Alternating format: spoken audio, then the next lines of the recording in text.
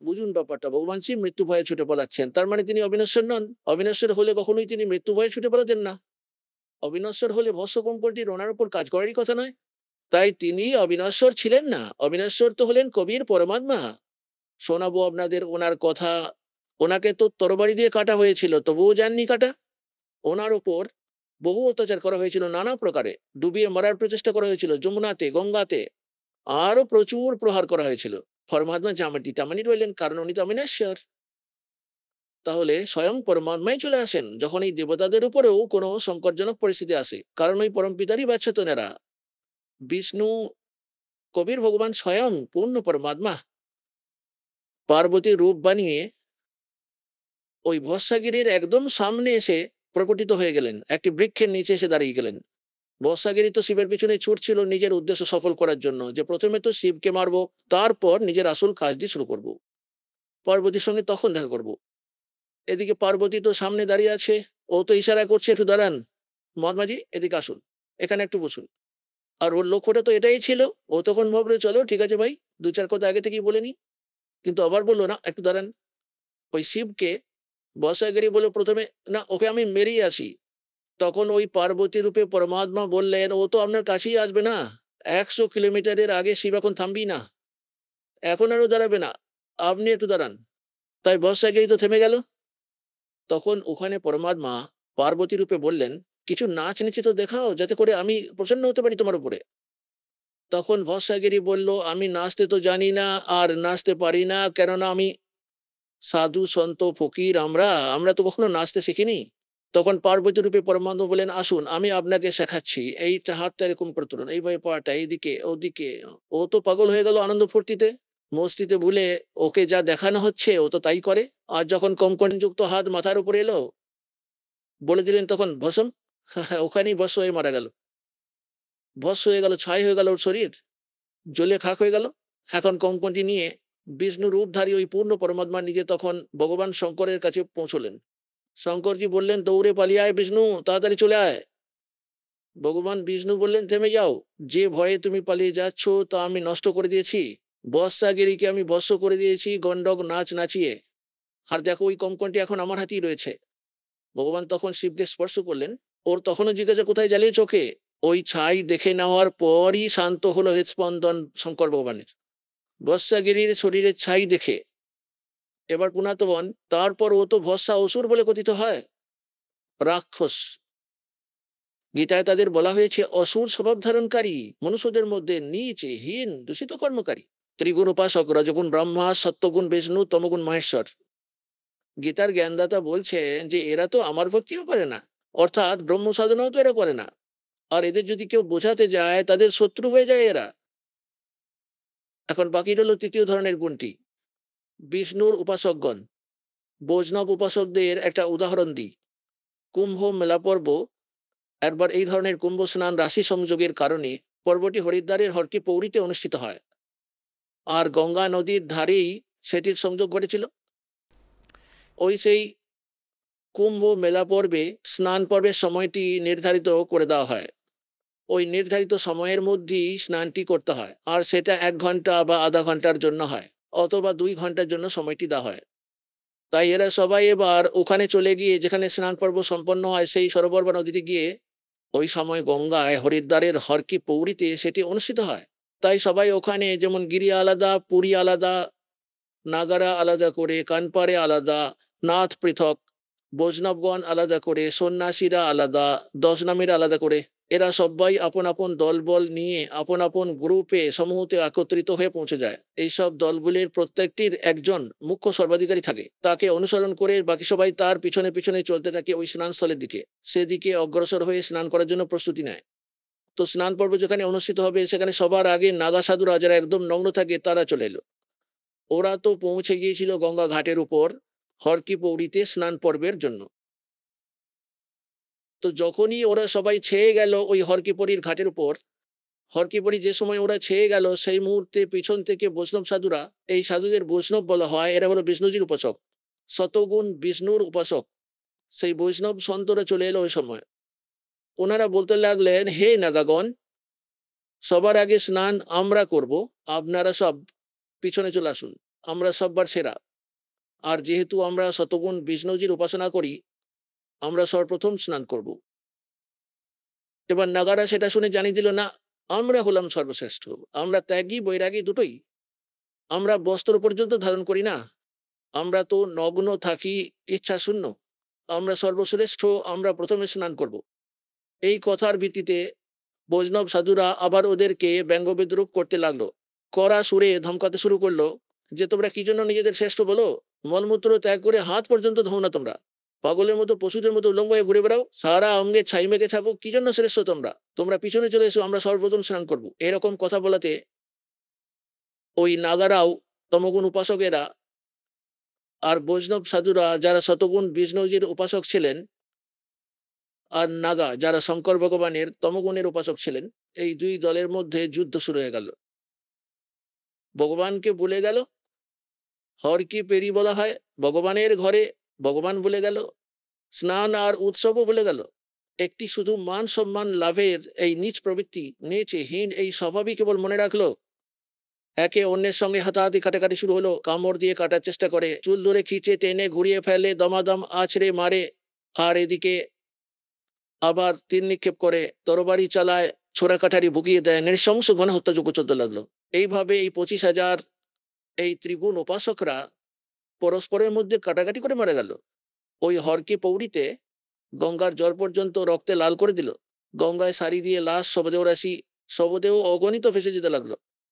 এই ব্যাপারে এখানে সূক্ষ্ম বেদের মধ্যে সচ্চিদানন্দ ঘন ব্রহ্মের বাণীতে পরমাত্মা স্বয়ং জানিয়েছেন, তীর তোপক তলোয়ার কটারি और जम धड़ जोर बधावे हैं, हर पैड़ी हर हेत नहीं जान्या, वहां जा कर्द चलावे हैं, और काटे शीस नहीं दिल करुणा, ये जग में साध को आवे हैं, और जो जन इनके दर्शन को जावे उनको भी नरक पठावे। ওই একই পাঠ ওদেরকে পড়াবে, যারা ওদের শিষ্য হবে তাদেরকে ওই একই শিক্ষা দেবে, মারো কাটো। কিসের জন্য? একমাত্র মান সম্মানের জন্য, স্নান করার জন্য। আরে জনসাধারণ যখন স্নান করে 10, 20, 50, 100 ভক্ত, সাধারণ ব্যক্তিরাও, আর ওখানে যদি অন্য কোনো ব্যক্তি এসে বলে আমি স্নান করবো, তো এসো ভাই তুমিও স্নান করে নাও, ওকেও জায়গা ছেড়ে দেয়। তাহলে সাধারণ ব্যক্তিদের থেকেও খারাপ এদের মানসিকতা, এদের যেরকম আচার আচরণ, আর এদের তোমরা সন্ত বলে মানো। এইরকম ত্রিগুণ উপাসকদের ব্যাপারে সূক্ষ্ম বেদে বলা হয়েছে, শোনানো হয়েছে, तीर तुपक तलवार कटारी और जम धर जोर बधावे हैं, हर पैड़ी हर हेत नहीं जाना। বলা হয় হর কি পৌরি বলো, হর কি পৌরি বলো, আর ভগবানের প্রেম বোঝো না, ভগবানের আত্মাদেরই তো কাটছো।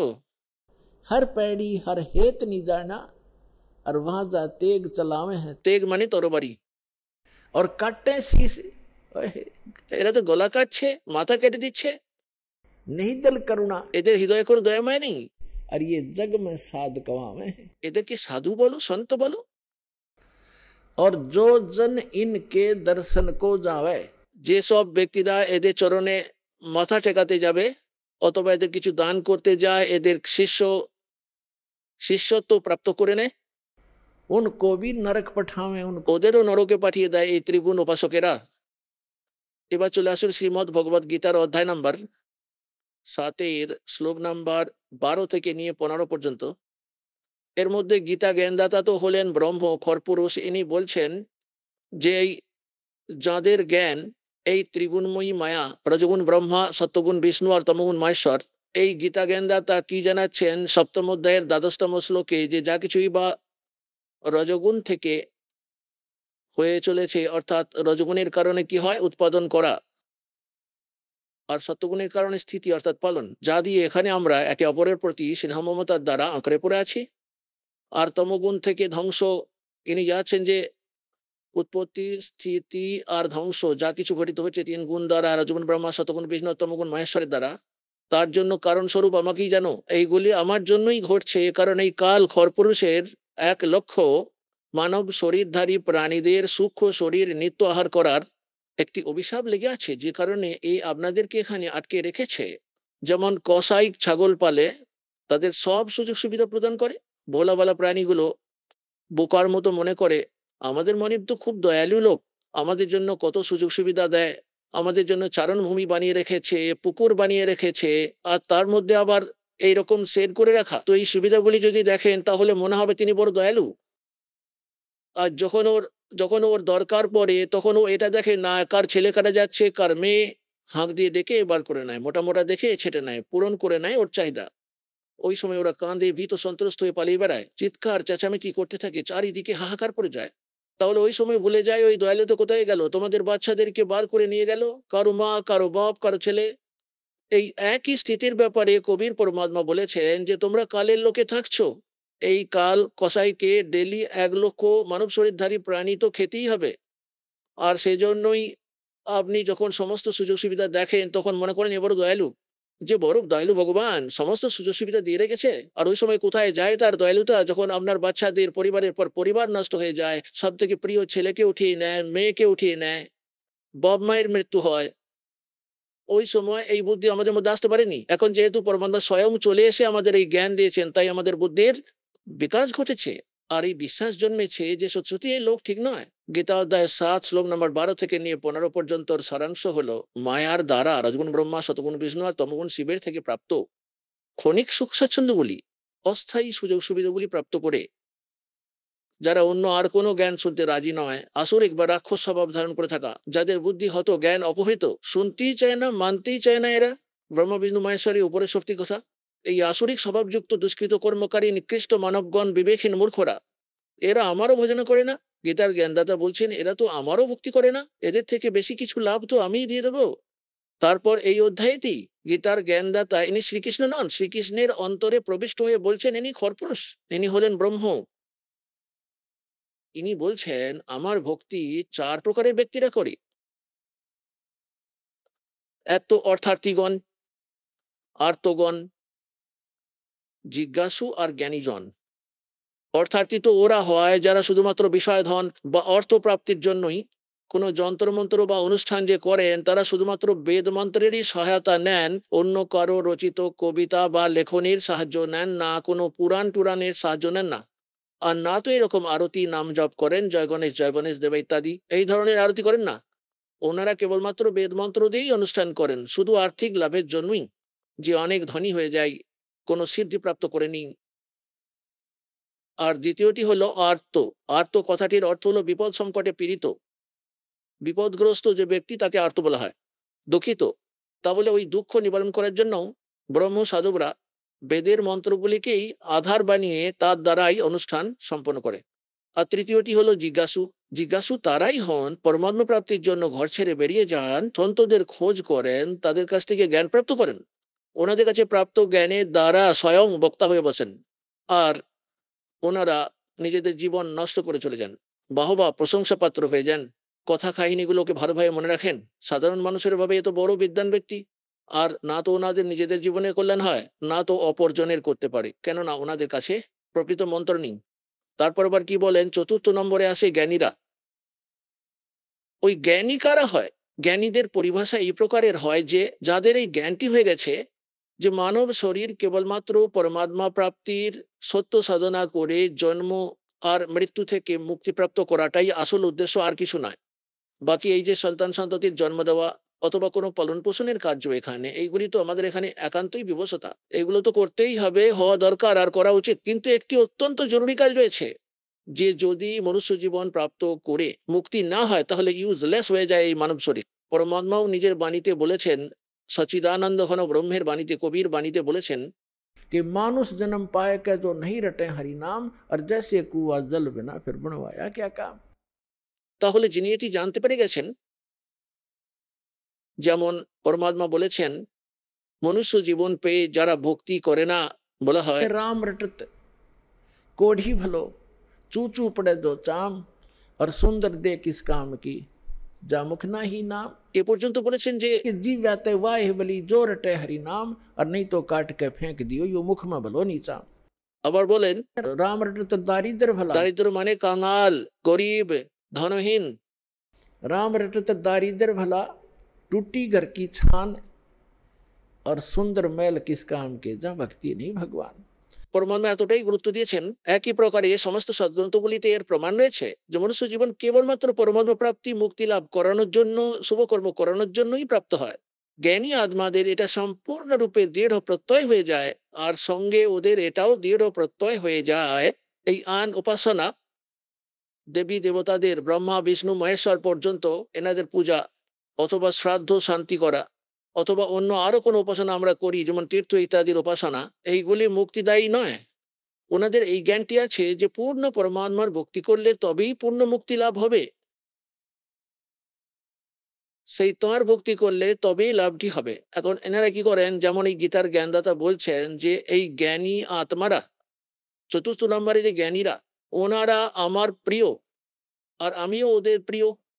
কেননা ওরা আমার এজন্য প্রিয়, ব্রহ্মা বিষ্ণু মহেশ্বরের পূজা ছেড়ে দিয়ে ব্রহ্ম সাধনায় লেগে গেছে, সেজন্য ওরা আরো বেশি লাভ পাবে এনাদের থেকেও। তারপর আবার কি বলছেন যে এই সমস্ত জ্ঞানী আত্মারা হন তো এনারা উদার, এই জ্ঞানী আত্মারা হন তো এনারা উদার, কিন্তু এনাদের তত্ত্বদর্শী সন্ত প্রাপ্তি না হওয়ার জন্য চতুর্থ অধ্যায়ের যে 32 আর 34-এ যাঁর বর্ণনা করা হয়েছে, ওই তত্ত্বদর্শী সন্ত না পাওয়ার কারণে এনারা নিজেদের আপন নিষ্কর্ষ বার করে আর বেদগুলিকে পড়ে এনারা ওম, এই ব্রহ্মের মন্ত্রটিকে, এই মন্ত্রটিকেই পূর্ণ ব্রহ্মের পূর্ণ পরমাত্মার বলে মেনে নিয়েছেন। ওম নামের জপটি তো বেদ থেকে আর হঠযোগটি ব্রহ্মার কাছ থেকে। কেননা শ্রীমৎ দেবী ভাগবতে অর্থাৎ দেবী পুরাণের 3য় স্কন্ধে ব্রহ্মা বিষ্ণু মহেশ্বরের উৎপত্তি কথা লেখা আছে। ব্রহ্মাজি বলেন নিজের আপন পুত্র নারদকে যে পুত্র, যখন আমার উৎপত্তি হলো আমি পদ্ম ফুলের উপর বসেছিলাম, আর আমি তো নিজেই জানি না যে আমার সৃষ্টিকর্তা কে ছিল। আর যখন ওখানে বসেছিলাম তখন দেখলাম চতুর্দিকে কেবল জলই জল, কোনো স্থল নেই, পৃথিবী নেই। আকাশবাণী হলো যে তপস্যা করো তপস্যা করো, তখন আমি 1000 বৎসর ধরে তপস্যা করলাম।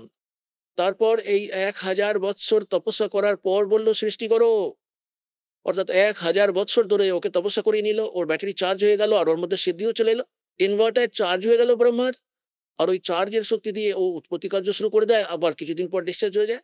শক্তি নিঃশেষ হয়ে গেলে তখন তো আবার ওনাকে মৃত্যু হয়ে যায়, যখন ওনার ফেলে দেয় নরকের মধ্যে।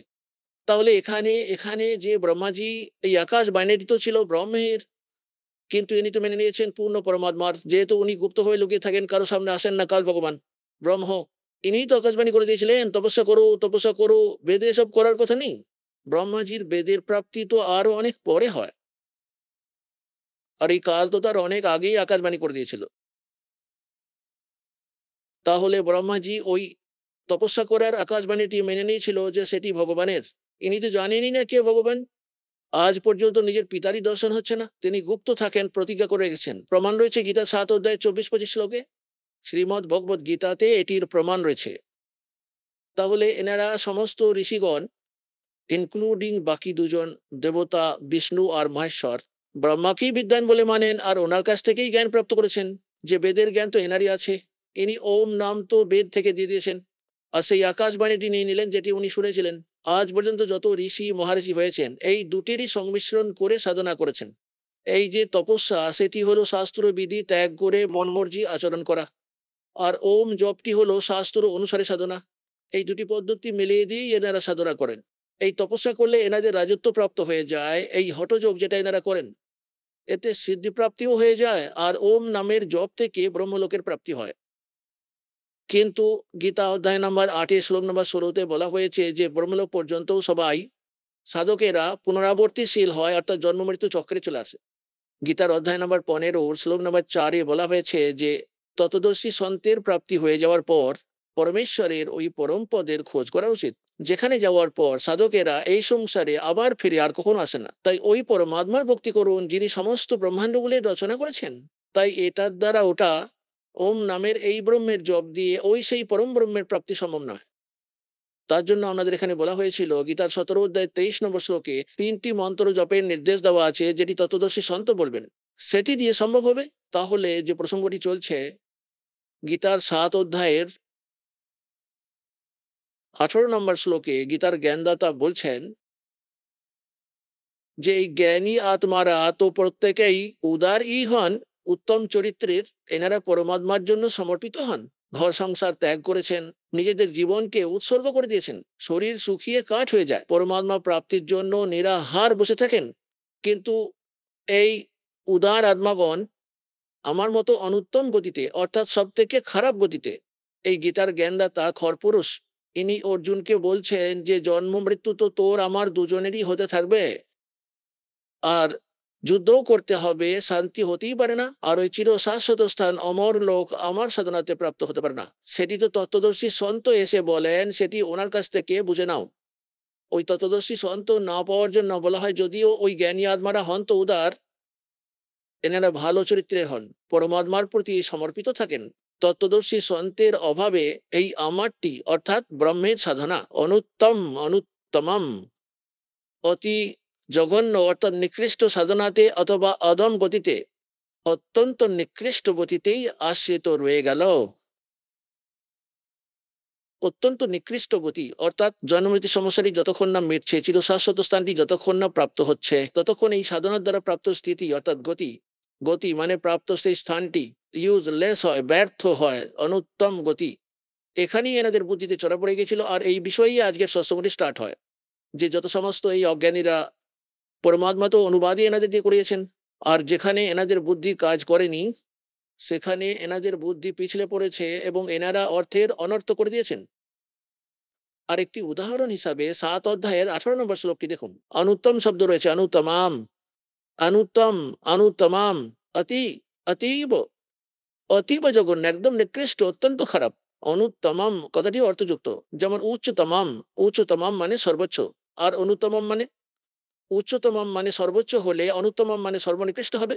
তাই এনারা লিখে দিয়েছেন এখানে যে ভগবান নিজের সাধনাটিকেও, কারণ শ্রীকৃষ্ণজিকে তো এনারা সুপ্রিম পাওয়ার মানছিলেন, শ্রী বিষ্ণুজিকে, ভগবান নিজের সাধনাটিকে কি করে অনুত্তম বলেন, সর্বনিকৃষ্ট বলবেন? সেজন্য এনারা শব্দার্থটিকে বদলে দিলেন, অনর্থ করে দিলেন। ইনি আসলে বোঝাতে চান আমার সাধনাটি অতীব নিকৃষ্ট, এটা করলে জন্মমৃত্যুর সমস্যা মিটবে না, আর এতে যুদ্ধ তো অর্জুন তোকে করতেই হবে, যেখানে যুদ্ধ হয় সেখানে শান্তি কোথায়? তাই 18 অধ্যায়ে বর্ণিত, 18 অধ্যায়ের 62 শ্লোকে বর্ণিত ওই চির শাশ্বত স্থান আর পরম শান্তি এই ব্রহ্মের সাধনা থেকে কখনোই প্রাপ্ত হতে পারে না। সেজন্য 7 অধ্যায়ের 18 নম্বর শ্লোকে নিজের গতিকেও অনুত্তমম, অত্যন্ত খারাপ, অতি নিকৃষ্টতম বলেছেন। তারপর আবার তৎক্ষণাৎ 7 অধ্যায়ের 19তম শ্লোকে কি বলেছেন? বহুনাম জন্মানাম অন্তে জ্ঞানবান মাম প্রপদ্যতে, বহুনাম জন্মানাম অর্থাৎ বহুবিধ অনেক জন্মের পর অন্তিমের কোনো এক জন্মে এই জ্ঞানী আত্মারা, জ্ঞানবানরা মাম মাম প্রপদ্যতে আমাকে, আমারও ব্রহ্মের সাধনা এরা অনেক মুশকিলে করে, নয়তো নিম্ন স্তরের সাধনা দেবী দেবতা ভূত পিতৃদের পূজাতি এরা বিভ্রান্ত থেকে যায়, তীর্থ ব্রত উপবাস ইত্যাদিতেই লিপ্ত থেকে যায়। এখানে বলছেন যে বহুনাম জন্মানাম अन्ते ज्ञानवान माम प्रपद्यते और वासुदेव सर्वमिति समात्मा सो दुर्लभ है। ও কি বলছে গীতার জ্ঞানদাতা? যে বাসুদেবী সর্বম, সমস্ত কিছুই, বাসুদেবী সবকিছু, এইরকম বলেন যিনি, সেই রকম মহাত্মাকে প্রাপ্ত করা অত্যন্ত দুর্লভ। বাসুদেবটিকে, বাসুদেবের অর্থ কি হলো? সর্বব্যাপী আর সর্বসমর্থবান, যার সব্বার উপর আধিপত্য থাকে, তাকেই বাসুদেব বলা হয়। শ্রীকৃষ্ণ বাসুদেব ছিলেন না, তিনি তো বাসুদেবের পুত্র ছিলেন, তার পিতার নাম ছিল বাসুদেব। যেমন কেউ যদি তার পুত্রের নাম বিষ্ণু রেখে নেয়, সে কি তাহলে ত্রিলোকীনাথ হয়ে যাবে? তাহলে তাহলে তিনি বাসুদেবের পুত্র ছিলেন, শ্রীকৃষ্ণ বাসুদেব ছিলেন না। তাতে তাকে যদি বাসুদেব বলে ডাকা শুরু করে দেয়, ডাকতে পারে, কিন্তু তিনি বাসুদেব হবেন না। বাসুদেবের অর্থ বেদে দেওয়া আছে, যিনি সবকিছুর সৃষ্টিকর্তা, সর্ব উৎপাদক, যার সব্বার উপর অধিকার আছে, নিয়ন্ত্রণ আছে, যিনি হলেন সব্বার শাসনকর্তা, অর্থাৎ সম্পূর্ণ বিশ্বতে যিনি নিবাস করেন, যার অধিকারে সমস্ত কিছু চলে আসে, তিনিই হলেন বাসুদেব, উনিই হলেন বাসুদেব।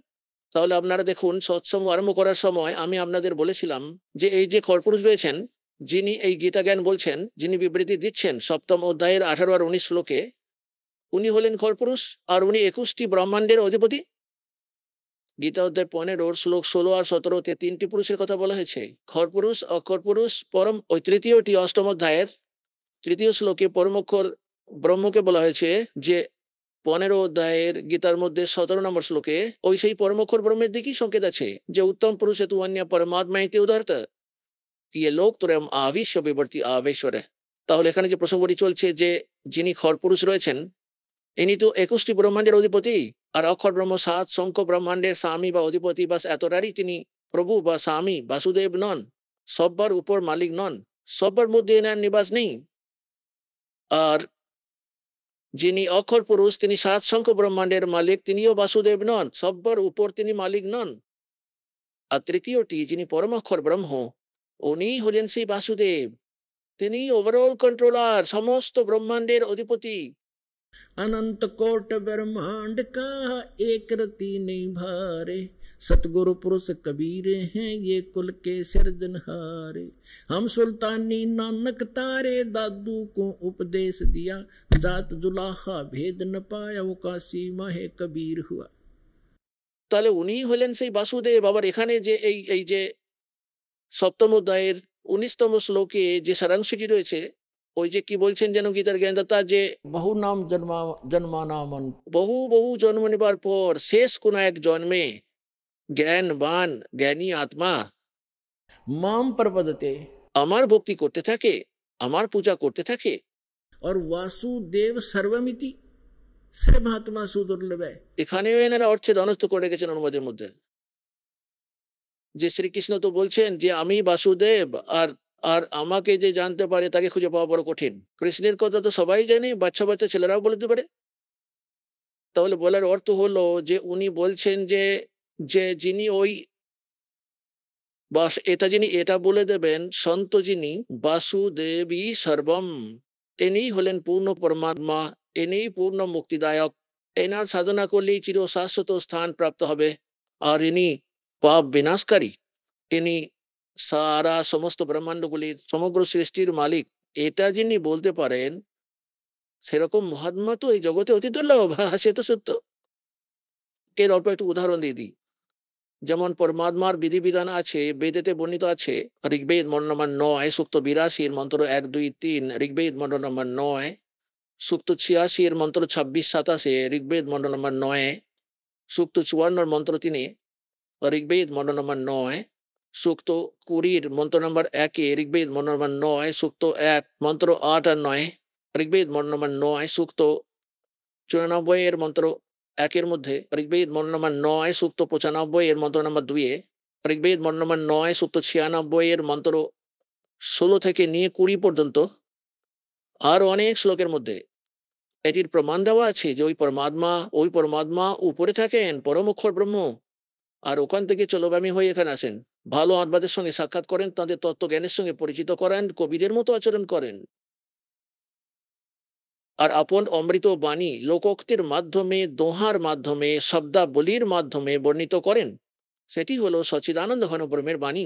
তাহলে তিনি কার কার সঙ্গে সাক্ষাৎ করেছিলেন? আদরণীয় ধর্মদাস সাহেবজি, আদরণীয় মুলুকদাস সাহেবজি, আদরণীয় নানক সাহেবজি, আদরণীয় দাদু সাহেবজিকেও, আদরণীয় গরিবদাস সাহেবজি গ্রাম ছুরানি জেলা ঝজ্জর নিবাসীকে, আদরণীয় ঘিসা সাহেবজি গ্রাম খেখরা উত্তরপ্রদেশের মিরাট জেলা মিরাট উত্তরপ্রদেশ নিবাসীকে, আর আদরণীয় স্বামী রামানন্দজিকে কাশী নিবাসীকে। এই যে মহাপুরুষগুলির কথা আমার জানা রয়েছে, এনাদেরকে ভগবান সোজা সূচি দেখা করেন। উনি নিজের আপন নিয়ম অনুসারে, আপন লীলা অনুসারে সাক্ষাৎ করেন। এভাবে এনাদের মধ্যে গরিবদাস সাহেবজি বলেছেন, हम सुल्तानी नानक तारे दादू को उपदेश दिया, जात जुलाहा भेद न पाया काशी माहे कबीर हुआ। अंत कोट ब्रह्मांडे का एक रति नहीं भारे, सतगुरु पुरुष कबीर हैं ये कुल के सिरजनहार। এখানে ঘটনাটি হচ্ছে গরিবদাস সাহেবজিকে পরমাত্মা কবির সাহেব সাক্ষাৎ করেন, তাকে সাজখণ্ড সতলোক নিয়ে যান, আবার ফিরিয়ে রেখে যান। ওনাকে মৃত ভেবে চিতায় চড়িয়ে দেওয়া হয়েছিল যখন উনি মাত্র 10 বছরের বালক ছিলেন। গরিবদাস সাহেবজি গ্রাম ছুরানি জেলা ঝজ্জর হরিয়ানার মধ্যে।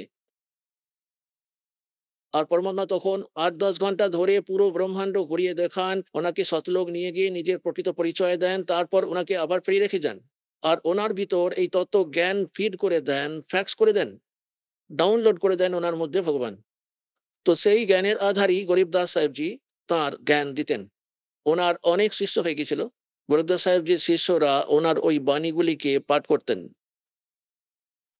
যেমন আপনারা ব্রহ্মবেদী অংশটির পাঠ নিত্য নিয়মের মধ্যে প্রতিদিন করেন, সেরকমই ব্রহ্মবেদীর পাঠ প্রতিদিন তারা করতেন। একজন ওনার শিষ্য ছিলেন গরিবদাস মহারাজজির। উনি একবার পাঞ্জাবের দিকে বেড়াতে গিয়েছিলেন। লুধিয়ানার পাশে ওয়াশিয়ার বলে একটা গ্রাম আছে, লুধিয়ানা থেকে অল্প একটু দূরে। সেই সময় তখন গ্রীষ্মের দিন, প্রচন্ড তাপদাহ, গরমের সময় চলছিল। বৃক্ষের নিচে সে তো তখন যাত্রা শুরু করে বেরিয়ে পড়েছিল ভক্তটি। ও তখন ওখানে বসে গেল স্নান টান করে, সকালবেলা পুকুরের ধারে স্নান টান করে ও ওখানে বসে গেল আর সকালে নিত্য নিয়ম শুরু করে দিল, গরিবদাসজির বাণী থেকে পাঠ, যেটা আপনারাও করেন। আর একজন রামরাও নামের একজন খুব বড় একজন ধনী শেঠ ব্যক্তি ছিলেন, তাও প্রায় 800-900 বিঘা জমি ছিল ওনার। ওনাকে রায় সাহেব বলা হতো। উনি একটু দ্বিধাগ্রস্ত, সন্দেহবাতিক, অল্প একটু দোদুল্যমান দমনা টাইপের ব্যক্তি ছিলেন। ওনাকে সেজন্য ঝুমকরাও বলা হতো, অর্থাৎ খুব বেশি খামখেয়ালি বিচারযুক্ত ছিলেন। ছিলেন তো উনি ধার্মিক ব্যক্তি। তাহলে যখন উনি ভোর ভোর ওই বাণী শুনলেন গরিবদাসজির শিষ্যের মুখ থেকে, আর এই সর্দাররা, শিখ ব্যক্তিরা বাণীর দ্বারা অত্যন্ত প্রভাবিত হয়, এর উপর এরা বেশি আকর্ষিত হয়। একদম কাছে গিয়ে বসে মনোযোগ সহকারে শুনতে লাগলো যতক্ষণ ওই ব্রহ্মবেদী সম্পূর্ণ হলো। তারপর ওই রামরায়, ওই সর্দার, ওই শিখ প্রশ্ন তুলল, হে মহারাজ, হে ভক্ত মহাশয়, এই বাণীগুলি কার কার আছে, কাদি হ্যাঁ? তখন ওই ভক্ত বললেন, এগুলি তো আমার গুরুদেব গরিবদাস মহারাজজির বাণী। মহারাজজি, ইনি কি সশরীর বর্তমান আছেন না পরলোক গমন করেছেন অলরেডি? ভক্তটি তখন বললেন, ছুরানি গাঁও, জেলা ঝজ্জর। জেলা ঝজ্জর তো তখন ছিল না, বাহাদুরগড়ের পাশে ছুরানি বলে একটি গ্রাম আছে, সেখানে তিনি থাকেন, বর্তমানে আছেন। তখন রামরাও ভাবলো, এটা চিন্তা করলো, এরকম মহাপুরুষের এরকম সন্তের তো দর্শন করা উচিত। এখন ওর তো সন্তদের সম্বন্ধে এরকম ধারণা ছিল যে, আপনারা তো দেখছেনই আমাদের হিন্দু ধর্মে বড় বড় জটা হবে, বড় বড় দাড়ি হবে, গলায় মালা পরে থাকবে, ছাই টাই সর্বাঙ্গে মেখে রেখেছে, অথবা মস্তক পুরো মুন্ডিত করে রেখেছে, হ্যাঁ, লাল অথবা গেরুয়া বস্ত্র পরিধান করে থাকে, আরো কিছু তিলক টিলক লাগিয়ে রেখেছে। তাহলে এইরকম বেশভূষাযুক্ত লোকেদের আমরা সাধু মহাত্মা বলে মনে করি। এরকম দৃষ্টিকোণ আমাদের সমাজে প্রচলিত রয়েছে যে যারা সাধু সন্ত হবেন তারা ধুনি টুনি লাগিয়ে রাখবেন, চিমটে গেড়ে রাখবেন। এই ছুরানি ছোট্ট মতো একটি গ্রাম ছিল, 30-40 ঘর ছিল ওই সময়, খুব বেশি হলে 50টি ঘর হবে। তাই ওখানে গিয়ে জিজ্ঞাসাবাদ করলো যে গরিবদাস মহারাজের সঙ্গে দেখা করতে চাই। আর ওখানকার লোক তো ওনাকে জানতোই, যে আমাদের এই গরিব বুকে গরিবদাস মহারাজ বলে বাইরে থেকে আসা লোকজনেরা। আর গরিবদাসজি মহারাজ থাকতেন যে ধরনের হরিয়ানার ধুতি কুর্তা পরা, পুরানো অথবা আগেকার দিনের লোকজন পরতো, সাদা রঙের পাগড়ি মাথায়, ধুতি আর কুর্তা, এইরকমই থাকতেন, সিম্পল ম্যানের মতো, যেমন সাধারণ নাগরিকদের বেশভূষা হয়। তাহলে পুনর্তমান ভক্তি আর ভক্তদের মধ্যে, ভক্তদের জন্য পরিধানের বস্ত্রের কোনো গুরুত্ব নেই, তাতে আপনি যেমনই রাখেন না কেন, একটা উপযুক্ত হলেই হলো। ঠিকঠাক হয় যেন, যেমন দেশ সেরকম ভেষ হওয়া উচিত, সেটাই ঠিক হয়। যদি আসল হিরেকে কাপড়ে বেঁধে রেখে দেন, তাতে ছেঁড়াখোড়া কাপড়ই হোক আর ভালোই হোক, আসল হীরা তো হীরাই থাকবে। সেরকম ভক্তি দিয়ে ভক্ত তৈরি হয়, বাহ্যিক বেশভূষা অলংকার দিয়ে নয়। বলার উদ্দেশ্যটা এই যে ওর মনোভাব তো এটা ছিল। ও যখন জিজ্ঞাসা করলো যে গরিবদাসজি মহারাজ কোথায় থাকেন, তো সেখানকার লোকেরা জানিয়ে দিল ওই সামনের বাড়িটি ওনার। বাড়ির সামনে বাইরে থেকে আসা অন্য গ্রামের কিছু ভক্ত বসেছিল, আর কিছু ওই গ্রামেরই 1-2 জন ভক্ত ছিল। ওদের জিজ্ঞাসা করলো, গরিবদাসজি মহারাজ কোথায়? ওরা বলল, দাদা একটু বসুন, এক্ষুনি চলে আসবেন, বেড়াতে বেরিয়েছেন সকালে প্রাতঃভ্রমণে। কোন দিকে গেছেন? যে এই সাইডে গেছেন। ওর চিন্তা হচ্ছিল, এত দূর থেকে এসেছি, রামরায়জি ভাবছিলেন সেটা, যে এত দূর থেকে এসেছি, মহাপুরুষের দর্শন করে নিয়েই আহার গ্রহণ করব। ওনাদের জিজ্ঞাসা করলেন, কোন দিকে গেছে বলুন তো, আমি একটু দর্শন করব। কত দেরি হবে ফিরতে, এটাও জিজ্ঞাসা করলে পরে ওখানে উপস্থিত ভক্তরা বলল, ওনার মর্জি দাদা, কি জানি, সাধু সন্তদের আসার হলে তো এখনই এসে যায়, নয়তো দুপুর পর্যন্ত না আসে। তো কোথায় দেখা পাবো, কোন দিকে গেছেন, কোথায় দেখা পাবেন? যে সামনে একটি রাহাত কুয়ো লাগানো আছে, ওখানে একটা ঝুপড়ি আছে, অনেক সময় ওখানে গিয়ে বসেন, ওখানে নিজের ভক্তি করতে থাকেন। এখন ও যখন যাচ্ছিল ওই নির্দেশিত রাস্তায় ক্ষেত জমির দিকে, উল্টো দিক থেকে গরিবদাস মহারাজ আসছিলেন একটা সিম্পল বেশভূষায়, হরিয়ানার লোকাল ড্রেসে, আর শিরোপরি গবাদি পশুদের জন্য খাওয়ার জোয়ার ছিল, একটু গুচ্ছাকারে বেঁধে নেয়, যাকে আঁটি বা ভরোটা বলে, জোয়ারের। উনি হেঁটেই আসছিলেন, অন্য আর কোনো ব্যক্তি তো মাঝখানে ছিল না। তো রাম রায় তখন গরিবদাসজিকেই জিজ্ঞাসা করলেন, ভাই, ও হে চাষি ভাই, আমি মহারাজ গরিবদাসজির সঙ্গে দেখা করতে চাই, আর শুনলাম উনি এই দিকেই এসেছেন, তো আপনি কি দেখেছেন? আর গরিবদাসজি তো অন্তর্যামী ছিলেন, উনি তো অলরেডি জানতেন যে এই ভক্তের মনের মধ্যে সাধু সন্তদের বেশভূষার ব্যাপারে অন্যই ধারণা রয়েছে। আর যদি আমি বলে দিই যে আমি হলাম গরিব দাস, তো এ তো কিছুতেই মানবে না, আর ফিরে ঘর চলে যাবে। আর যে উদ্দেশ্যে এই ভক্ত এসেছে তা থেকে সে বঞ্চিত হবে। সেজন্য গরিবদাস সাহেবজি বললেন যে আসুন আমার সঙ্গে, আসুন বাবাজি, আসুন, চলুন আমার সঙ্গে চলুন, আমি আপনাকে গরিবদাস মহারাজজির সঙ্গে দেখা করিয়ে দেবো। এখন ও তো পিছনে পিছনে চলতে লাগলো, ফিরে আবার সেখানেই চলে এলো যেখানে ওনার ঘর ছিল। ভক্তরা সেখানে বসেছিল, তারা উঠে দাঁড়ালো। ওদের কেউ উঠে এসে মহারাজের চরণে দণ্ডবত প্রণাম করলো, কেউ তো দৌড়ে এসে ওই মাথার উপর থেকে ওই পশুদের জন্য আনা জোয়ারের বোঝা, যেটাকে ভ্রটা বলা হয়, ওই বান্ডেলটা নামিয়ে নিল। এবার রামরায় আশ্চর্য হয়ে ভাবলো, এ আবার কে ভাই, হয়তো কোনো ধনী সে হয়তো কোনো ধনী জমিদার বা চাষি হবে। কারণ এমনকি গরিবদাসজিরও 1400 একর জমি ছিল ওই গরিবদাস মহারাজের, এত বড় চাষি ছিলেন উনি। এদিকে ও তো ভেবেছিল হবে হয়তো কোনো চাষিবাসী। ওদেরকে জিজ্ঞাসা করলো ওই ভক্তদেরকে, এ আবার কে ভাই? ওই ভক্তরা তখন বলতে লাগলো, আরে ইনিই তো হলেন গরিবদাস মহারাজ। এবার তা শুনে তো ওই সর্দারজির মাথা ঘুরে গেল। হ্যাঁ, এই হলো গরিবদাস মহারাজ। ইনি তো একজন সাধারণ মানুষ, সিম্পল ম্যান, ধুতি কুর্তা পরা সাধারণ চাষি। এখন ওর তো মাথা ঘুরতে শুরু হয়ে গেল, মনের মধ্যে চঞ্চলতা, খুবই এদিকে চিন্তা। এদিকে গরিবদাসজি মহারাজ তো বুঝতে পেরে গেলেন যে যমকরার দোল খাওয়া শুরু হয়ে গেছে। উনি সমস্ত ভক্তদেরকে এদিক ওদিক পাঠিয়ে দিলেন। কাউকে বললেন বলদদেরকে জল খাইয়ে নিয়ে এসো, কাউকে তাদের আহারের জন্য চারা কাটো, আমার জন্য স্নানের জন্য 1 বালতি জল এখানে রেখে দাও। আর ওই যমকরাকে বলে দিলেন যে এখানে বসে যান মহাত্মা বাবাজি। ও তো বসে গেল, বেচারা এত দূর থেকে এসেছে, ভাবছে বসেতে যাব, কিন্তু এসে ঠিক হলো না। হীরের জন্য পাহাড় খুঁড়ে এসেছে, ইঁদুর বের হলো। কারণ উনি তো মহাত্মা হিসাবে ধরে নিয়েছিলেন যে এরকম এরকম হবে, জটা জুটে রাখবে, ধুনি টুনি ছাই টাই মেখে থাকবে, না জানি কোনো জঙ্গলে বসে থাকবে। গরিবদাসজি স্নান করতে লেগে গেলেন, আর ধুতি পরতেন তিনি। তো ধুতিটাকে এরকম বেল্টের মতো করে বাঁধা হয়, আপনারা হয়তো দেখে থাকবেন ভক্তরা, ধুতি পরেন যারা বলে দেবেন কেউ। ধুতিটিকে বেঁধে নিয়ে তার উপর থেকে ওই ধুতিটারই একটা অংশ একটি বেল্ট হিসেবে বাঁধা হয়, যেটিকে আরবান বলা হয় আমাদের দেশি ভাষায়, আরবান্দ। তাই যখন হাতের একটি আঙুলে চোট লেগে গিয়েছিল, একটি আঙুলে, গরিবদাসজি ওটা পট্টি জড়িয়ে রেখে দিয়েছিলেন। ওই রাম রায়কে বললেন যে হে সর্দারজি আসুন, আর আমার এই ধুতির আরবানটা গিট লাগিয়ে বেঁধে দিন, বেল্টের মতো করে এই ধরনের গিট লাগাতে হতো। এখন যখনই ও এরকম করে গিট লাগাতে গেল, যেমন করে একটি রুমালের মধ্যে গিট বাঁধা হয়, ধুতিটা শরীরের ভেতর দিয়ে পার হয়ে চলে এলো, আর গিটটা ধুতিতে পড়ে গেল। উনি তাড়াতাড়ি ওটা হাতে করে খুলে দিলেন আর বললেন, ভুল হয়ে গেছে তোর। তারপর আবার দ্বিতীয়বার তৃতীয়বার এইরকমই ঘটলো। তখন গরিবদাসজি মহারাজ বললেন, আরে ঝুমুকরা, ও তো এটা ভাবছিল আমার মতোই সাদামাটা একজন কিষান, একজন সন্ত বলে মানছে, এ তো বড় ভোলা বলা চাষিবাসী মানুষ, হরিয়ানারই। তখন উনি বললেন, আরে ঝুমকরা, আমি তো তোর মতোই একজন কৃষক জাট, চাষিবাসী মানুষ ভাই। এই গিটটা কেন লাগাতে পারছিস না, এত দেরি হচ্ছে। তারপর ও যখন দেখলো উপরের দিকে, রামরায়জি তো বিষ্ণুর উপাসক ছিল, যদিও ও শিখ ছিল, বিষ্ণুকেই ইষ্ট রূপে মানত। কেননা প্রথমে তো আমরা সবাই, এই যত সব শিখ ধর্মাবলম্বী রয়েছেন, এনারা হিন্দু ধর্ম থেকেই আলাদা করে একটা, যারা শিষ্যত্ব গ্রহণ করে নিয়েছেন, ওই ধর্মের ওই ধার্মিক নিয়মগুলি পালন করতে লেগে গিয়েছেন, তাদেরকে শিখ বলা হয়, শিখ মানে শিষ্য। তাহলে কি দেখতে পেল ওই রাম রায়? তারপর ভগবান ওই গরিবদাসজির দেহের উপরের ভাগ 4টি হাত যুক্ত, হাতের মধ্যে ওই সব গদা পদ্ম শঙ্খ নিয়ে আর সুদর্শন চক্র ঘুরছে, মস্তকে মুকুট, অর্থাৎ বিষ্ণু রূপ দেখতে পেল।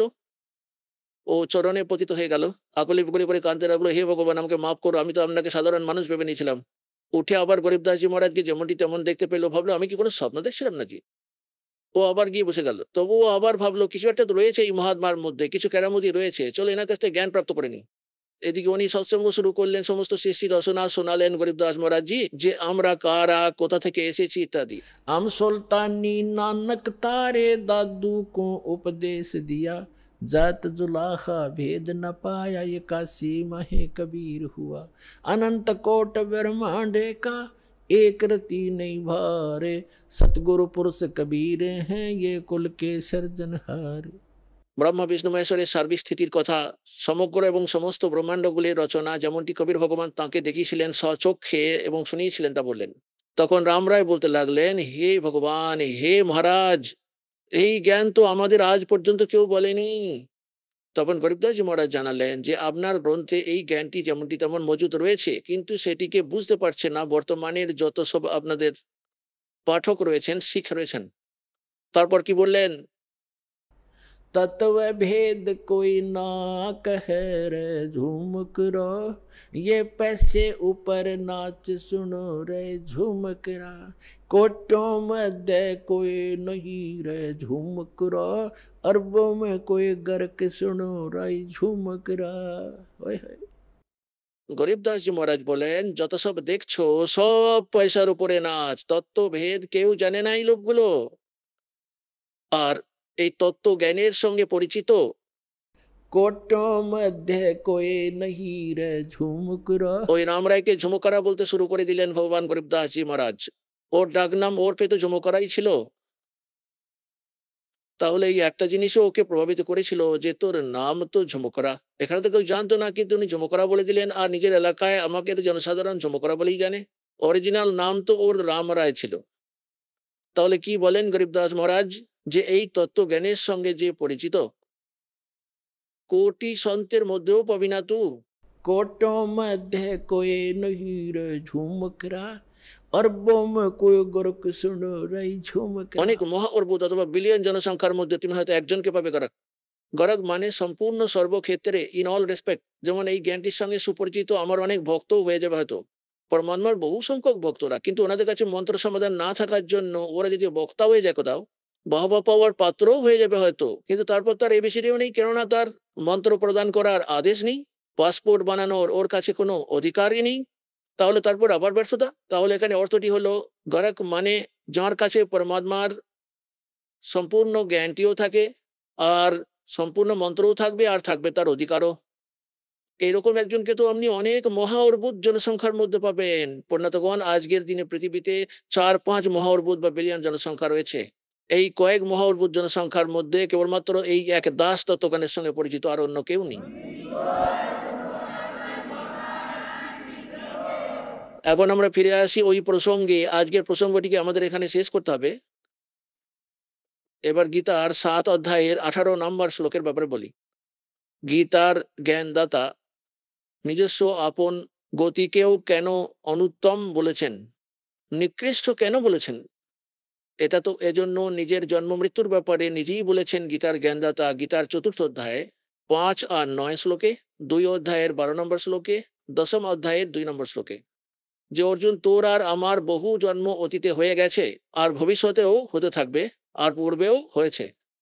তাহলে সেজন্য 18 অধ্যায়ের 62 নম্বর শ্লোকে বলেছেন যে অর্জুন, তুই সর্বতভাবে সেই পরমেশ্বরেরই শরণে চলে যা, তাঁরই কৃপাতে তোর পরম শান্তি আর সনাতন পরম ধামের প্রাপ্তি হয়ে যাবে। তাহলে ওই যতদিন না পর্যন্ত ওই তত্ত্বদর্শী সন্ত খুঁজে নে, তাঁর কাছে জ্ঞানের আর সমাধানের প্রাপ্তি হবে। তাই তত্ত্বদর্শী সন্তের প্রাপ্তি না হলে তখন এভাবেই জন্ম আর মৃত্যু তোরও থাকবে, আর আমার উপাসকদেরও থাকবে, আমারও থাকবে, উনি নিজেই বলেন। এবার 7ম অধ্যায়ের 18 নম্বর শ্লোকে যেখানে বলেছেন আমার গতিও অনুত্তম জঘন্য, কেননা জন্মমৃত্যু তোরও হতে থাকবে, আমারও হতে থাকবে। ব্রহ্ম সাধকেরা ব্রহ্মলোকে চলে যায়। 8 অধ্যায়ের 16 নম্বর শ্লোকে বলেছেন ব্রহ্মলোক পর্যন্ত যাওয়া প্রাণীরাও সকলে পুনরাবর্তীশীল, পুনরায় জন্মমৃত্যু চক্রে আবর্তিত হতে থাকবে। আর যেখানে জন্মমৃত্যু হতে থাকবে, যুদ্ধ করতে হবে, সেখানে শান্তি কিছুতেই হতে পারে না। তাই এখানে বলেছেন অনুত্তম কেন বলেছেন, নিজের আপন গতিকে অর্থাৎ ওম নামের জপ দ্বারা ব্রহ্মপ্রাপ্তিকেও অনুত্তম গতি কেন বলেছেন, কিসের জন্য, তার উদাহরণ দিচ্ছি। একজন চুনক নামের এক জ্ঞানী আত্মা ছিলেন, ভগবানের প্রতি সমর্পিত, আর সাধনা আর জ্ঞান, ওই বেদ আর এই অসম্পূর্ণ গুরুদের দ্বারা হঠযোগ, ব্রহ্মাজিও শুরু করা, ওম নাম বেদ থেকে নেওয়া, এই সাধনা করতে থাকতেন, সবাই করতে থাকতেন। ওনারাও এরকম সাধনা করেছিলেন হাজার হাজার বছর ধরে, শুকিয়ে কাঠ হয়ে গেছিলেন, বড় বড় চোখের পাতা হয়ে গেছিল, বড় বড় মাথার চুল হয়ে গেছিল পরমাত্মা প্রাপ্তি করার জন্য। কিন্তু গীতা অধ্যায় 11 শ্লোক নম্বর 47 আর 48 গীতার জ্ঞানদাতা স্পষ্টভাবে বলেছেন অর্জুন, আমার প্রাপ্তি অর্থাৎ ব্রহ্মের প্রাপ্তি, ভগবানের প্রাপ্তি, না তো বেদে বর্ণিত বিধির দ্বারা, না তো কোনো মন্ত্র দিয়ে, না তো জপ তপ দ্বারা কেউ করতেই পারে না, ওটা দিয়ে হতেই পারে না বেদে বর্ণিত বিধি দিয়ে। তাই যে কারণে এনারা এই ঋষিগণেরা বেদ বেদ থেকে মন্ত্র ওম নিলেন, এটির সাধনা হঠযোগ ব্রহ্মাজির কাছ থেকে নিলেন। আর এতে যে ভগবত প্রাপ্তি হবে না সে তো স্পষ্ট করে লেখা আছে, ওটা থেকে তাদের সিদ্ধি শক্তি এসে গেল। আর এই সিদ্ধিগুলিকে ভিত্তি করে তারা পরস্পরের মধ্যে প্রভু ভগবান হয়ে উঠল। নিজের মধ্যে অন্য এক, যেমন অগস্ত্য ঋষির সিদ্ধি শক্তি ছিল 7 সমুদ্রকে এক ঢোকে পান করে নেওয়া। এটা কি কোনো ছোট সিদ্ধি? 7টি সমুদ্রকে এক ঢোকে এক গন্ডুসে এরকম করে আজলা পরে, আর সমস্ত শুকিয়ে গিয়েছিল, এরকম সিদ্ধি হয় আধ্যাত্মিক শক্তি। কিন্তু কেউ ভগবান হতে পারে না এরকম সিদ্ধি শক্তি নিয়ে। তারপর আবার কুলি করে ওটাকে ফেলে দিল আর সমস্ত আবার পড়ে গেল। তাহলে আমার এখানে বলার অভিপ্রায়টা হলো যে পরমাত্মার সাধনা দিয়ে কিছু অল্প বিস্তর সিদ্ধি শক্তি পেয়ে যায়, তাতে চমৎকার দেখিয়ে দেয়। ইনভার্টার দিয়ে তো ফ্যান চলে যায়, লাইট চলে যায়, ছোটোখাটো বাল্ব লাগিয়ে দেওয়া যায়, মোটর চালাতে পারে না ইনভার্টার দিয়ে 10 হর্স পাওয়ারের। তাহলে এনারা ছোটোখাটো ইনভার্টার হয়ে গেলেন। তাহলে ব্যাটারি চার্জ তো হলো, তারপরে আবার ডিসচার্জ হয়ে গেল, সবকিছু খতম হয়ে গেল, আর সে পশু হয়ে গেল। তাহলে এই কথাটির উদ্দেশ্য হলো যে চুনক ঋষিও এরকমই ছিলেন। এনারা অনেক সিদ্ধিপ্রাপ্ত করে নিয়েছেন, আর এত বেশি সিদ্ধিপ্রাপ্ত করে নিল যে সাধারণ সিদ্ধিযুক্ত ব্যক্তিও এদের সামনে নতমস্তক হয়ে গেল, চারিদিকে প্রচুর প্রসিদ্ধি হয়ে গেল। একটি মানধাতা নামক চক্রবর্তী রাজা ছিল। চক্রবর্তী রাজা মানে যিনি পুরো পৃথিবীতে প্রশাসন চালান, আর তাঁর আয়ত্তে ছোট ছোট নবাবরা থাকেন, রাজারা থাকেন, যারা তাকে ট্যাক্স দেন, তাঁর অধীনস্থ থাকেন। তাহার আদেশেই সমস্ত কাজকর্ম চলতে থাকে। আর 2-4 বছর পর কি করেন ওই রাজা? এটা দেখার জন্য যে আমার শাসনকালে কেউ আমার অধীনতা অস্বীকার তো করে দেয়নি, আমার সার্বভৌমত্ব কেউ অস্বীকার তো করে দেয়নি, আবার নিজের আপন ক্ষমতা বলে কেউ স্বাধীন রাজা যেন না হয়ে যায়, তার জন্য একটি ঘোড়াকে ছেড়ে দেওয়া হয়, যেটি রাজার নিজস্ব ঘোড়া হয়। আর তার গলায় একটি রাজকীয় বিজ্ঞপ্তিপত্র টাঙিয়ে দেওয়া হয় যে যে কোনো রাজাই হোক না কেন, আপন মানধাতা চক্রবর্তী রাজার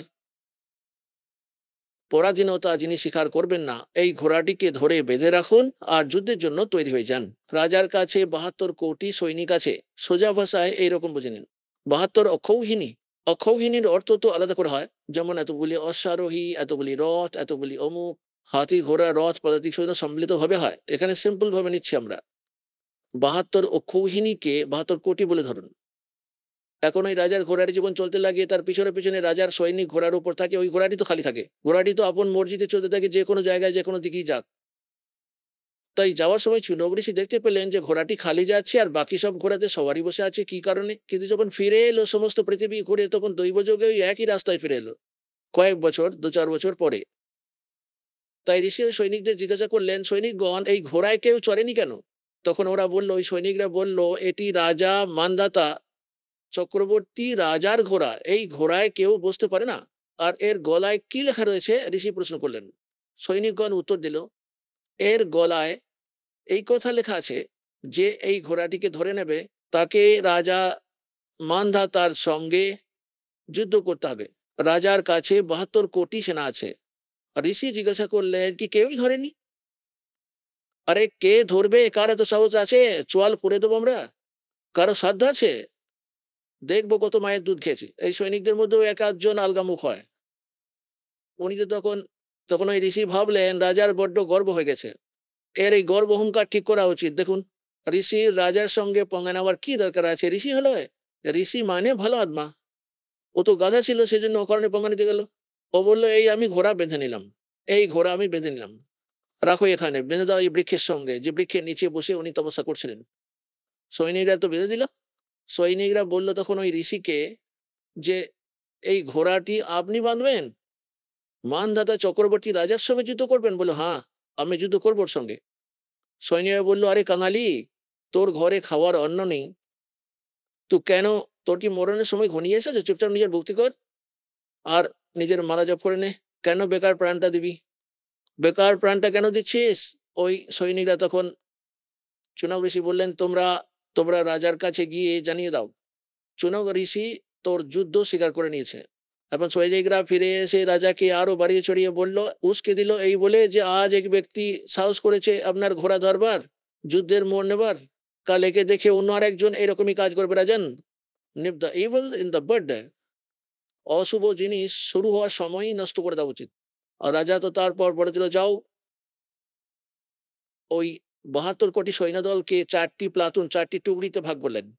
18 কোটির সৈন্যদলকে একটি লোককে মারার জন্য পাঠিয়ে দিলেন সুনগ ঋষির কাছে। আর সুনগ ঋষি কি করলেন, সারা জীবন ধরে সাধনা তপস্যা করে যে কাকর পাথর জড়ো করেছিলেন তা দিয়ে, সেগুলি দিয়ে 4টি পুতলি বানিয়ে নিলেন, অ্যাটম বোম বানিয়ে নিলেন সিদ্ধিশক্তি দিয়ে। একটি অ্যাটম বোম ছেড়ে দিলেন ওই পুতলি, ওটা তো ভয়ানক গণহত্যার যজ্ঞ চালাতে লাগলো। ওটা থেকে প্রচুর হাজার হাজার কোটি কোটি পুতলি বেরিয়ে এলো আর নৃশংস গণহত্যা করে দিল। আর ওই সিদ্ধিটি তো শেষ হয়ে গেল, যেটি বেরিয়ে গেছে বান, ওই বোমটি। রাজা তখন দ্বিতীয় টুকরিটি পাঠিয়ে দিলেন 18 কোটির সৈন্যদল। ঋষি তখন দ্বিতীয় পুতলিটি পাঠিয়ে দিলেন। এভাবে প্রত্যেকবারে 18 কোটি করে পুরো 72 কোটি সেনাকে বিনাশ করে দিলেন, গণহত্যা করে দিলেন। কে করলেন? ওই চুনক নামের ব্রহ্ম উপাসক, ওই কালের উপাসক, ব্রহ্মের উপাসক ঋষি। এখন পুনাতগণ চাইলে তাতে গুলে দিয়ে মারুক, অথবা কারো কাছে শব্দ শক্তি যন্ত্র মন্ত্র শক্তি আছে তা দিয়ে মেরে দিক, ভগবানের দরবারে এই দুজন উভয়ই সমান দোষী। এখানে এই বিষয়ে সূক্ষ্ম বেদে পরমাত্মা অমর বাণীতে সচ্চিদানন্দ ঘন ব্রহ্মের বাণীতে বলেছেন कि बेहतर अक्षौणी क्षय करी वो चुनक ऋषि सुवर एक, ये दे धारे जोरा फिरे भाई सभी काल के बेखे। बेहतर अक्षौणी खा गया वो चुनक ऋषि सुवर एक। মানদাতা রাজার 72 কোটির সৈন্য দলকে বিনাশ করে দিল কে? ওই চুনক ঋষীশ্বর একজন একেলাই। ঋষীশ্বর যেমন মুনি হয়, আর মুনিবর আর মুনীশ্বর, একটি তো মুনি সাধারণ সাধক, আর মুনিবর ওই সাধকদের মধ্যে শ্রেষ্ঠ মুনি, তারপর আবার মুনীশ্বর ওই শ্রেষ্ঠ মুনিদের মধ্যেও পরম শ্রেষ্ঠ, অর্থাৎ মুনীশ্বর ঋষীশ্বর ঋষি ঋষিবর ঋষীশ্বর ওই তৃতীয় নম্বরের গুড বেটার বেস্ট, ওই বেস্ট জন। এখানকার বেস্ট বলে আখ্যাত ঋষির এইরকম কর্ম হয়, 72 কোটি সেনাকে সে খেয়ে গেল। এটি সূক্ষ্ম বেদে পরমাত্মা বলছেন। बेहतर अक्षौणी खा गया वो चुनक ऋषि सुवर एक, ये दे धारे जोरा फिरे भाई सभी काल के बेखे। জোরা মানে মৃত্যু আর জরা মানে বৃদ্ধাবস্থা, পার্থক্যটা বুঝে নিন, ভুলবেন না যেন। জোরা মিন্স সন্ত ভাষায় জোরা মানে মৃত্যু। বলা হয় এদের দেখে তো মনে হয় সন্ত ঋষি মহর্ষি, এনারা তো চলে ফিরে বেড়ানো ঘাতক, এনারা তো দেহধারী মৃত্যু করছে, এনারা সন্ত নয়, এনারা মৃত্যু। এনারা সবাই কালের ভেগধারী, ব্রহ্মের সাধক, ব্রহ্ম পর্যন্তের পূজারী। এরা সবাই কালের ভেগধারী, দেহ ধারে জরা ফেরে অর্থাৎ মৃত্যু ঘরে চলে ফিরে বেড়ায় মনুষ্য রূপে। এতগুলো মনুষ্যকে বধ করে দিল, তোমরা এদেরকে মহারিষি বলো? এখানে গীতার জ্ঞানদাতাও বলেন যে এই ঋষিরা এরা সকলেই উদার হন, কিন্তু ততদর্শী সন্ত না পাওয়ার জন্য আমারটি অনুত্তম অর্থাৎ নিকৃষ্ট সাধনাতেই লীন রয়ে গেল, গতিতে লীন রয়ে গেল। তারপর আবার কি হবে? ওম নামের জপ দিয়ে ব্রহ্মলোকে যাবে। আর যেটা সিদ্ধি অর্জন করেছিল, সাধনা তপস্যা করেছিল, তা দিয়ে রাজা হয়ে যাবে। আর যে এই 72 কোটি সৈন্য হত্যা করেছিল, ওটা ওর ব্যাড অ্যাকাউন্টে লেখা হবে আলাদা করে, ওটা ওকে ভুগতেই হবে। যেমন এই ওম নামের জপ দ্বারা এ ব্রহ্মলোকে চলে যাবে, ওখানে নিজের পুণ্য সমাপ্ত করে এই ওম নামের উপার্জন নাশ করে দিয়ে এ আবার ফিরে চলে আসবে পৃথিবীতে, রাজা হয়ে যাবে। তারপর ঘোর পাপ উপার্জন করবে, রাজা হয়ে স্বীকার করে অহংকারের কারণ দুনিয়ার লোককে মারে, গণহত্যা করিয়ে দেয় আপন রাজ্যের জন্য। সেই পাপ তার ব্যাড অ্যাকাউন্টে লেখা হবে।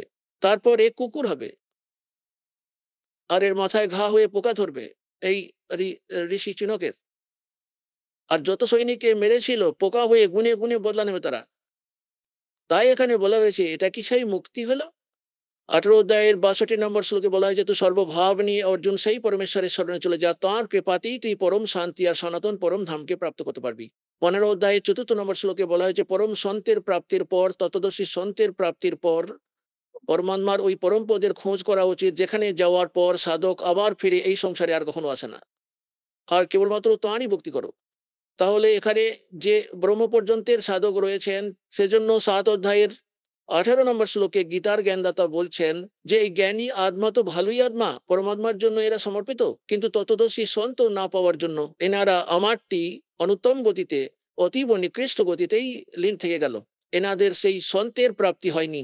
যাঁর সাধনা করে সেই স্থানকে প্রাপ্ত করে নেয়, যেখানে যাওয়ার পর সাধক ফিরে আবার কখনো সংসারে আসে না। তাহলে সেই সন্ত হলো এই দাস পুনাতগণ। আজ বুঝতে পেরে যান তো ভালো, না হলে আবার আসবেন। যত লেট আসবেন তত পশ্চাতাপ করতে হবে। শীঘ্র আসুন, আপনার কল্যাণ করেন। বলো সদ্গুরুদেব।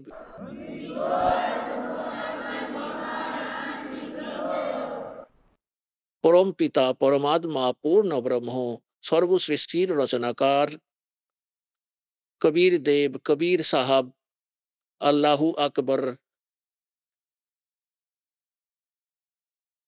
জোলা কবির, ধানক কবির, ইনি আমাদের সকল আত্মাদের পিতা, ইনি আমাদের সমব্যথী, ইনি সেই পরমাত্মা যিনি সর্বব্রহ্মাণ্ডগুলির রচনা করেছেন।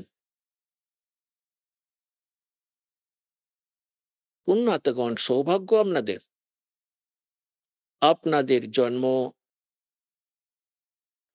এই রকম সময়ে হয়েছে যে সময়টিকে পরমাত্মা পূর্ব নির্ধারিত করে রেখেছিলেন, যে সময় কলিযুগ ৫৫০০ বছর অতিবাহিত হয়ে যাবে, তখন এই আধ্যাত্মিক মার্গটিকে, যেটি সম্পূর্ণ কমপ্লিট ইন অল রেসপেক্ট,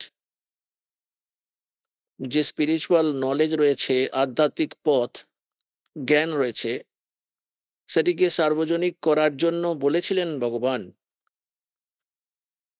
কেননা যে সময় পরমাত্মা স্বয়ং এসেছিলেন ৬০০ বছর আগে, সন ১৩৯৮ থেকে সম্বৎ ১৪৫৫ থেকে সন ১৫১৮ সম্বৎ ১৫৭৫ পর্যন্ত ওই পরমাত্মা এখানে একজন সাধারণ ব্যক্তির মতো লীলা করে চলে গিয়েছিলেন, যেটি পরমাত্মা করেই থাকেন, যেটি আমাদের বেদ বলে যে ওই পরমাত্মা সতলোক থেকে সশরীর চলে আসেন তার আপন সেই নিজ স্থান থেকে, যেখানে আমরা থাকতাম নিজের আপন পিতার কাছে। আমরা শিশুসুলভ স্বভাববশত আমরা অজ্ঞানতার কারণে আপন সেই মূল মালিককে, সেই সর্বসুখদায়ী পরমাত্মাকে ছেড়ে দিয়ে এখানে এই কালের সঙ্গে চলে এসেছি, এর লোকের মধ্যে। তাই সেই পরমাত্মা ওখান থেকে চলে এসে আমাদের পুনরায় মনে করিয়ে দিতে আসেন যে আপনারা যে জায়গায় রয়েছেন সেই লোকটি ঠিক নয়, এখানে কোনো ব্যবস্থাই অনুকূল নয়, এখানে জন্ম আর মৃত্যুর এই দীর্ঘ রোগ, আর আপনাকে এতটাই কাঁচা শরীর দিয়ে দিয়েছে যে যার মধ্যে কোনো না কোনো রোগ নিশ্চিত রূপে ব্যাপ্তই থাকে, লেগেই থাকে। আবার দেখুন, আপনারা এমন স্থানটিতে রয়েছেন যেখানে প্রত্যেক বস্তুর অভাব তো লেগেই থাকে, আর যে কারণে প্রাণীরা সর্বদাই টেনশনের মধ্যে থাকে, সর্বদা দুঃখী থাকে। তাহলে সেই পরমাত্মার বিষয়ে বেদেতে লেখা রয়েছে যে সেই পরমাত্মা নিজের আপন স্থান থেকে চলগামী হয়ে আসেন, যেখানে আমরা আগে থাকতাম, এবং এখনো পরমাত্মা সেই স্থানেই রয়েছেন। আর আমাদের অসংখ্য ভাই বোনেরা ওখানে এখন বর্তমানকালে নিবাস করছেন, যারা ওখানেই ছিলেন, এখানে আসেননি। আর যারা এখান থেকে পরমাত্মার সদ্ভক্তি করে ফিরে চলে গেছেন, ওনারা এখনো ওখানেই রয়েছেন। তাহলে ওখান থেকে চলগামী হয়ে পরমাত্মা এখানে আসেন, একজন সাধারণ ব্যক্তির ভূমিকায় লীলা করেন। উনি এইরকম লীলা করেন যে প্রত্যেক প্রাণীকে এই কালের লোকে যদি সুখী থাকতে হয়, তো সেই বিধি, সেই তরিকা উনি একটি ভূমিকায় সেজে পরমাত্মা স্বয়ংই রোল করেন। পরমেশ্বর কবিরজি একটি ঝুপড়িতে নিবাস করতেন পুরো পরিবার সহ। পরমাত্মারই এমনিতে তো পুরো বিশ্বই ওনার পরিবার, সকলেই ওনার পুত্রপুত্রী, কিন্তু ওই সময় উনি একটি গৃহস্থের বিধিতে পরিবার বানাননি। পরমাত্মার পরিবারের মধ্যে মোট 5 জন সদস্য ছিলেন। একটি তো নেরু আর নিমা, এই 2 জন, যাদেরকে পরমাত্মা একটি লহরতারা নামক সরোবরে পদ্ম ফুলের উপর শিশু রূপে প্রাপ্ত হয়ে যান।